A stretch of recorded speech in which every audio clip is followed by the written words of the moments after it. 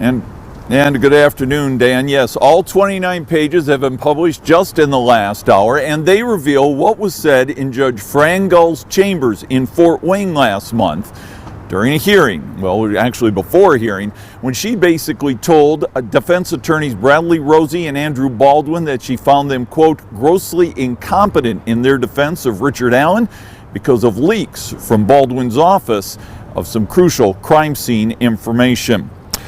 Attorneys were under fire due to some of that leaked information, which made its way to social media. The judge chastised them for earlier leaks and what she felt were violations of her gag order in their very vociferous defense of Richard Allen last fall. Gull said they were grossly incompetent, and the attorney said that they felt they were under attack and they needed to defend themselves.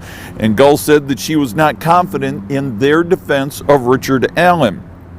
Allen wanted them on the case. They told the judge that, but the judge said she would not jeopardize his rights by seeking his testimony in open court, attesting to the fact that he still wanted them on the case, or even she didn't feel comfortable about bringing him into her chambers so that she could hear from him personally that he still wanted Rozzi and Baldwin on the case. Rozzi said clearly several times that he would submit his resignation from the case, but only under protest.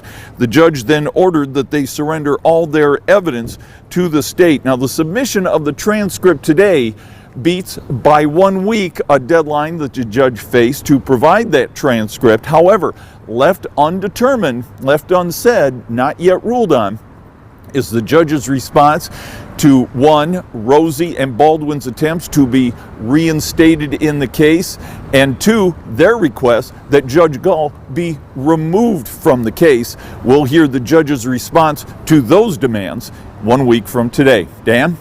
A lot of developments there today. Russ McQuaid reporting live. We'll certainly have much more coming up tonight at 6 o'clock.